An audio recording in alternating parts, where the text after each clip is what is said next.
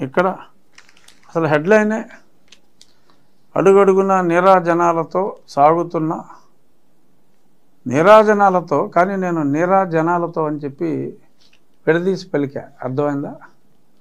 నీరా అంటే సారా.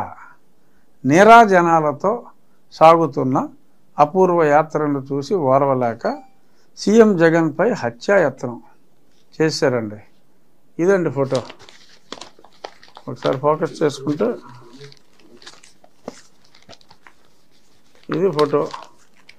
ఇక్కడ చిన్న దెబ్బ తగిలింది, నో డౌట్. ఏదో ఆ సమయంలో దీపాలు ఆర్పారు, ఎందుకంటే కొంచెం చీకటి వచ్చింది, మరి కరెంటు ఏదో తగులుతాయని చెప్పి దీపాలు ఆర్పారు. లైవ్ కూడా ఆ క్షణంలో సాక్షి లైవ్ కూడా లేదు. అప్పుడు ఇక్కడ ఇలా అన్నాడు ఆయన. తర్వాత చూసాం వేరే ఛానల్లో ఎవరో తీసిన దాంట్లో. ఇక్కడ ఒక చిన్న గీటు, రక్తం ఏమో కారిపోల, గీటెడింది. మాకు సెకండ్ ఇచ్చేటప్పుడు కూడా కొంతమంది గీరేస్తే ఆ మాత్రం పడతాయి. సరే, కొంచెం పెద్దదే పడిందని అనుకుందాం. ఇది దీనికి ఎవడన్నా కుట్లేస్తాడా? బాబు చూడు నాయన వర్మ, చూడు, ఈ గీటికి ఎవడన్నా కుట్లేస్తారా? జనం వేయరు.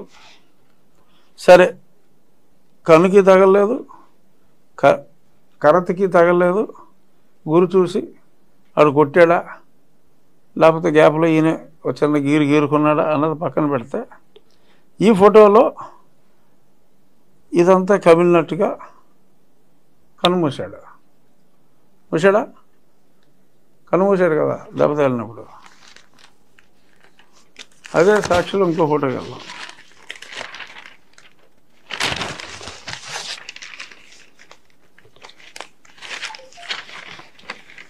ఇక్కడ కన్ను నార్మల్, అంత మాయల చుట్టూ ఏదో ఫోటో ట్రిక్ అని నాకు అనిపిస్తుంది. నాకు అనిపించిన భావాలను పంచుకుంటున్నా. మీకు ఏమైనా డిఫరెంట్ భావాలు ఉంటే పంచుకుందాం. ఇక్కడ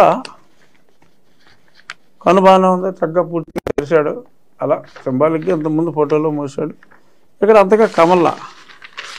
తర్వాత ఇంకో గంట అయింది, గంటన్నర 2 గంటలు అయింది అనుకుందాం.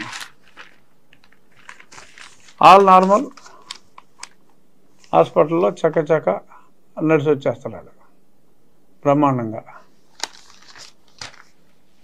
ఇది పక్కన పెడితే ఆయన హత్యా ప్రయత్నం జరిగింది. ఆ తర్వాత ఆయన పర్యటనని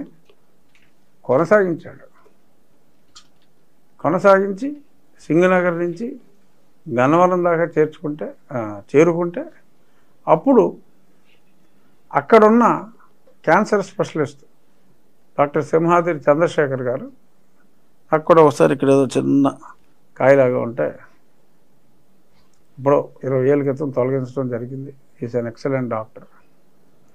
ఇక్కడ ఒక డాక్టర్ గారు, బస్సులో రెడీగా ఉన్న ఒక డాక్టర్ గారు హరికృష్ణ గారు ఆయనకి ఓ ప్యాచ్ చేశారట. అక్కడికి వెళ్ళాక ఆ క్యాన్సర్ డాక్టర్ గారు అది తీసి ఇంకో ప్యాచ్ చేశారట. ఆ తర్వాత నిదానంగా ఆయన ప్రభుత్వ ఆసుపత్రికి వెళ్తే, నేను 2020 డిసెంబర్లో ఓపెన్ హార్ట్ సర్జరీ అయింది నాకు. అప్పుడు నాకు మత్తు ఇచ్చే ముందు చూసా, 4-5 ఉన్నారు. ఒక మెయిన్ డాక్టర్ గారు, ఒక 4-5 ఉన్నారు. తర్వాత నేను మత్తులోకి వెళ్ళిపోయా. ఈయనకి గవర్నమెంట్ హాస్పిటల్కి వెళ్ళాక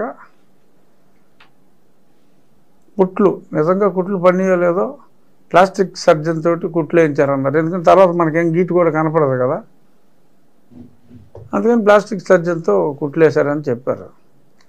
ఆ ఫోటోలో నర్సులు, అంటే మేల్ నర్సులు కానీ ఫీమేల్ నర్సులు కానీ ఆ డాక్టర్లు కానీ సుమారు ఒక 18 మందిని నేను లెక్క పెట్టగలిగా. అంటే గ్రూప్ ఫోటో దిగారు. 18 మంది డాక్టర్లు అవసరం. ఓపెన్ హార్ట్ సర్జరీకే నాకు 5-6 ఆ గదిలో ఉంటాయి. ఎనస్థియాలజిస్ట్ ఉండాలి, సర్జన్ ఉండాలి, అసిస్టెంట్ సర్జన్ అందరూ కలిపినా కూడా 6. మరి ఇక్కడ 18 నుంచి ఒక 20 మంది మరి కుట్లేసినట్టుగా ఈయన యాజ్ యూజువల్ చిక్కటి చిరునవ్వుతో ఓ 18 మందితో చికిత్స అనంతరం ఆయన ఫోటో దిగాడు. సో దీన్ని బట్టి అసలు ఇమ్మీడియట్గా ఘటన జరిగిన వెంటనే 5 నిమిషాల్లో పంగల్కర్ర వాడారని, అంటే క్యాట్ బాల్ అంటారు కదా, ఆ పంగల్కర్ర వాడినట్టుగా ఒక అభిప్రాయం వెలుబుచ్చారు. అంటే ఎక్కడో ఒక పంగల్కర్ర బహుశా వీళ్ళు ఒరిజినల్ డ్రామా ప్రకారం ఓ పంగల్కర్ర అక్కడెక్కడో వదిలేసి ఆనవాలుగా, అంటే ఆ కంగారులో వాడు పంగల్కర్రతో కొట్టి పారిపోయినట్టుగా ఓ పంగల్కర్ర అక్కడ పెట్టుంటారేమో. ఒరిజినల్ స్క్రిప్ట్ ప్రకారం ముందుగా పంగల్కర్ర అని చెప్పి 3 నిమిషాల్లోనే మాట్లాడేశారు. కానీ ఇప్పుడు దాకా పంగల్కర్ర ఏమీ అక్కడ దొరకలా, తర్వాత దొరికినట్టు చూపెడతారేమో. ఇదైతే మటుకు 2019లో కోడికత్తి అది ఇప్పుడు డ్రామా అని మనకు తెలిసిపోయింది. ఎందుకంటే అసలు ఈ క్యాండిడేట్ కేసు పెట్టినట్టు కోర్టుకి వెళ్ళలా, అడని చెప్పేస్తున్నాడు. అసలు ఇదంతా నేను ఇతని అభిమాని, అసలు నేను పొడిచింది లేదు చచ్చింది లేదు చెప్తున్నాడు. ఇతను కోర్టుకి వెళ్ళలేదు. బాబాయిని లేపేశారు. ఓ పక్క షర్మిల చాలా స్పష్టంగా చెప్తోంది, డాక్టర్ సునీత కూడా స్పష్టంగా చెప్తోంది. ఆ హత్య గురించి కడపలో మొదలైన ప్రబంధనం మళ్ళీ రాష్ట్రం అంతా ఆ హత్యా పవనాలు తాకుతున్నాయి. సో ఒక పక్క ఆ హత్యా పవనాలు ఆపటానికి ముళ్ళును ముళ్ళుతోనే తీయాలని చెప్పి బహుశా ఈయన మీద హత్యా ప్రయత్నం ఏమన్నా సరదాగా చిలిపిగా చేయించుకున్నారా అనే అనుమానాలు వస్తాయి.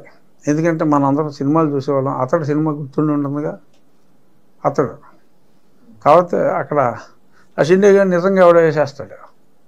ఇది జాగ్రత్తలన్నీ తీసుకున్నారు.